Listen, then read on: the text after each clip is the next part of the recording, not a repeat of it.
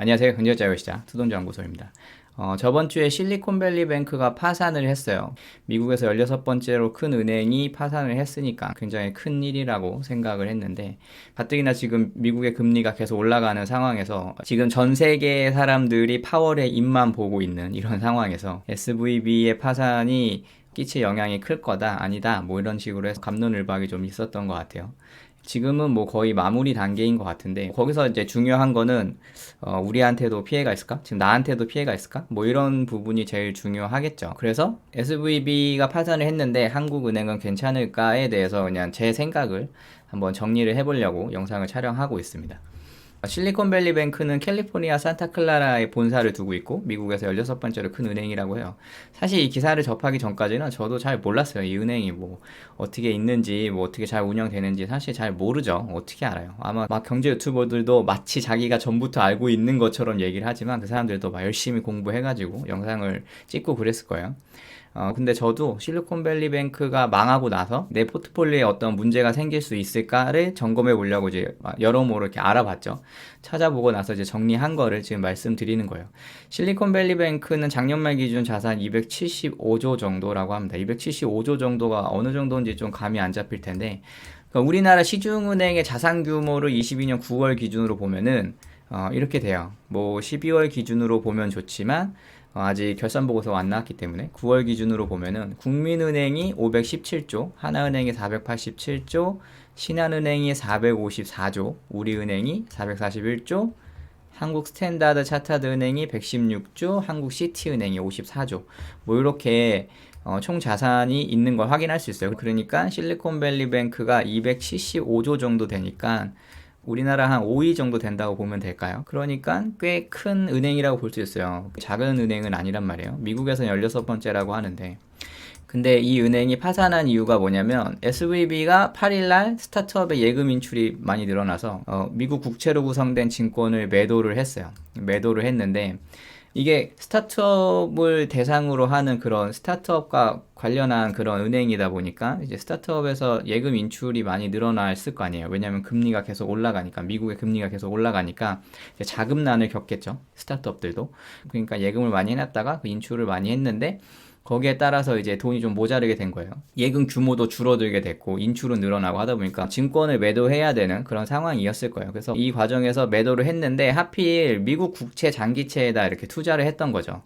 그거를 이제 환매하는 과정에서 18억 달러 규모의 손실을 본 거예요. 18억 달러면은 하나 1320원으로 봤을 때 한 2조 3천억 정도 되는 손실을 본 거예요. 이게 좀 정상적이지가 않잖아요. 인출을 했는데 2조를 손해를 봤어? 자산 규모로 봤을 때는 1%밖에 안 된다고 생각할 수 있지만 200조가 있으니까.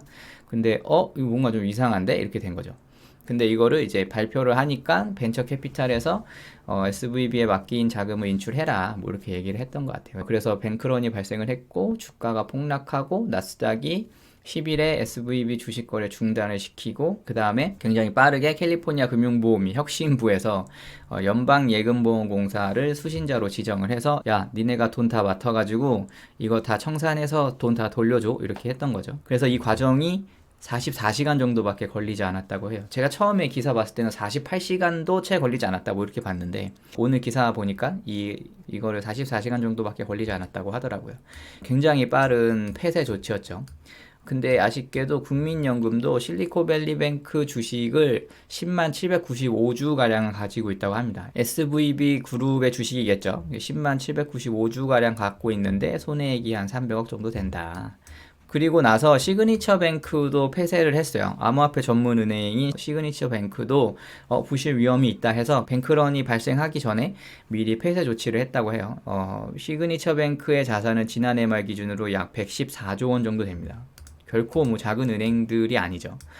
근데 맨 처음에 이 실리콘밸리뱅크가 망했을 때 제가 가장 먼저 알고 싶었던 거는 여기 예금자 보호대 이거였어요.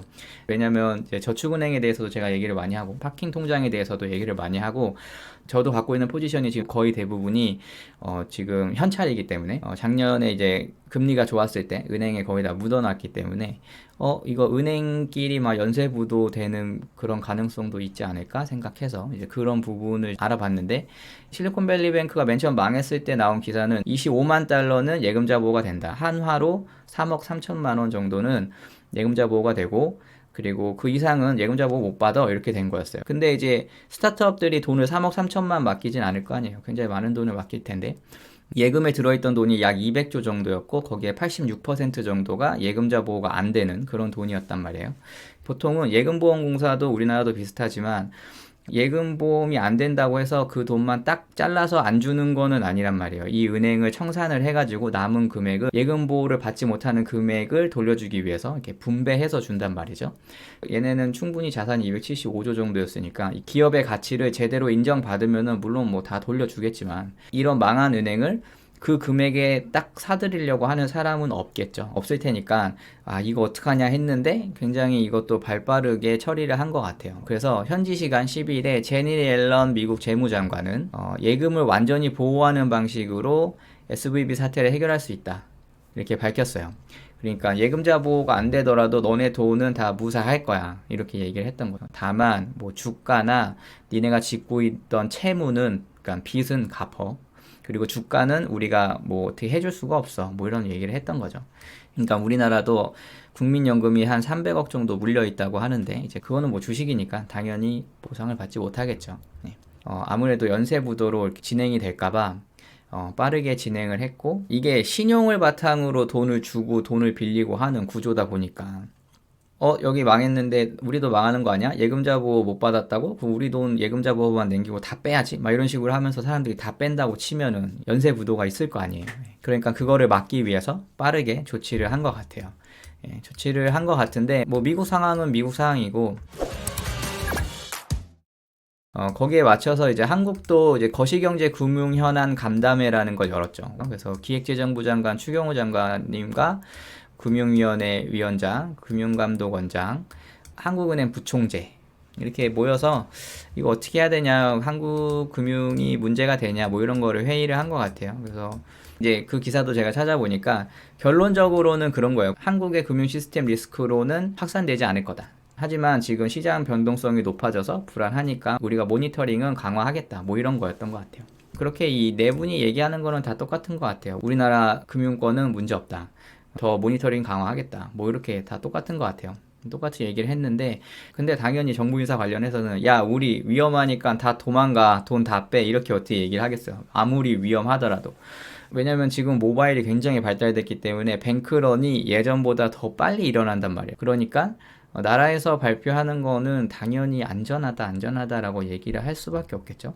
근데 은행에 돈을 많이 맡기고 있는 사람 입장에서는 이거를 뭐 가만히 앉아서 100% 믿을 수만은 없는 거고, 그래서 이게 왜 안전한지에 대해서 좀 찾아봤는데 뭐 여러 가지 이유가 있었어요. 여러 가지 이유가 있는데, 간추리면은 일단은 우리나라 은행들의 투자가 대부분 대출에 몰려 있기 때문이에요. 그러니까 지금 SVB 같은 경우에는 장기 국채에다가 많이 넣었단 말이에요, 돈을.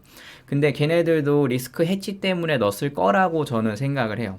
왜냐면 스타트업을 대상으로 은행업을 하는데, 만약에 경제가 어려워지면은 그 사업이 잘 안 돌아갈 거 아니에요. 근데 경제가 어려울 때 장기 국채는 리스크 해지용으로 많이 사용을 했잖아요. 그러니까 만약에 우리가 장기 국채에다가 투자를 하면은 경제가 어려웠을 때도 우리가 이거를 해지를 할 수 있겠다, 뭐 이런 식으로 생각을 했겠죠. 근데 경제가 어려운 건 어려운 거고, 제로금리에서 그 채권의 하락이 그렇게 높아질 줄 몰랐겠죠. 몰랐기 때문에 이런 일이 이렇게 어떻게 맞아 떨어져 가지고 그걸 몰라서 손실을 입었고, 그게 소문이 났고, 거기에 사람들이 또 다 돈을 뺐고 뱅크런이 발생해서 어이없게 이렇게 된 거라고 저는 좀 생각이 드는데, 근데 아무튼 한국은 은행들의 투자가 대부분 대출에 몰려 있어요. 채권에도 투자를 하기는 하지만 그게 단기채에 많이 몰려 있습니다. 그러니까 장기채보다는 금리의 변동에 따른 영향을 덜 받겠죠. 그런 부분이 있고, 실제로 KB은행은 75%가 대출이고 17.7%가 금융자산이라고 합니다. 그러니까 우연하게 우리나라 은행은 대출로 이자를 먹겠다는 그런 욕심이 많았는데, 그 욕심 때문에 우연히 채권의 수익이 하락하는 이런 시기에 잘 피해 나갈 수 있었던 거죠. 그래서 첫 번째 이유는 은행들의 투자가 대부분 대출에 몰려 있다는 거. 그리고 두 번째 이유는 소액 예금주들이 많기 때문이에요. 이게 무슨 말이냐면은 지금 SVB는 스타트업하고 연계가 되어 있기 때문에 목돈을 넣은 계좌가 많은 거죠. 그래서 그 계좌들이 한 번에 인출을 했을 때 휘청할 수 있었던 거고, 우리나라는 저축성 예금 계좌의 99.5%가 1억 미만이라고 합니다. 예. 그래서 어떻게 보면 1억씩 굉장히 많이 쪼개져 있다고 볼 수 있잖아요. 그럼 그 사람들이 동시다발적으로 다 찾는다고 생각을 하기가 힘들다는 거죠. 그러니까 뱅크런이 발생할 확률이 좀 낮으니까 우리나라 은행은 좀 견고하다. 아직 뭐 상관없다. 이런 주장에 뒷받침되는 이유입니다. 뭐 투자가 대부분 대출이고 뭐 소액 예금주들이 많고 뭐 이런 이유는 좀 납득이 가는 이유라고 좀 생각이 들었어요. 다만 리스크라고 있다면은 그 모바일 문화가 좀 많이 발달한 거. 은행을 찾아가지 않아도 돈을 쉽게 뺄 수 있으니까, 이게 가짜 뉴스가 되게 인터넷에도 많고 뭐 유튜브에도 많고 하잖아요. 가짜 뉴스 한번 누가 악의적으로 빵 올렸을 때 그게 갑자기 삽시간에 퍼지고 사람들이 다 인출을 하게 되면은 이런 SVB 폐쇄 같은 이런 일이 또 일어나지 말라는 법은 좀 없지 않을까, 뭐 이렇게 생각이 들기도 했습니다. 그래서 여기에 대한 뭔가 대책을 강구하겠죠. 또 선례가 생겼으니까 여기에 대한 대처가 또 마련이 될 거라고 좀 생각이 들고, 일단은 폐쇄 조치부터 시작해서 FDIC 공동성명 통해서 예금 보호해주고 이런 대처가 굉장히 좋았다고 저는 생각이 들어요. 그래서 이런 거 우리나라도 좀 본받아서 만약에 만에 하나 이런 사건이 발생했을 때 빠르게 예금주들의 돈을 보호할 수 있는 그런 시스템이 잘 작동하길 바라는 마음이에요. 저는 뭐 예금자 보호 제도를 믿고 있기 때문에 은행에 막 쪼개가지고 돈을 많이 넣어놨는데, 뭐 이런 것들 이제 불안해 하시는 분도 있을 것 같아서 한번 정리를 해봤습니다. 근데 저는 사실 이거 보고도 별로 불안하지도 않았어요. 그냥 어떻게 대처할까 뭐 이런 게 궁금했을 뿐이죠. 만약에 미국에서 예금자 보호도 못 해준다 막 이런 식으로 나왔으면 저는 아마 돈 다 뺐을 것 같아요. 은행에서 돈 다 뺐을 것 같아요. 뭐 그 정도면 거의 국가부도 사태가 아닐까 뭐 이렇게 생각이 드니까. 근데 대처가 굉장히 좋았다고 그렇게 생각이 들었습니다. 그래서 한번 정리를 해봤습니다. 오늘 영상 도움이 되셨다면 좋아요, 구독하기, 알림 설정 부탁드리겠습니다. 감사합니다.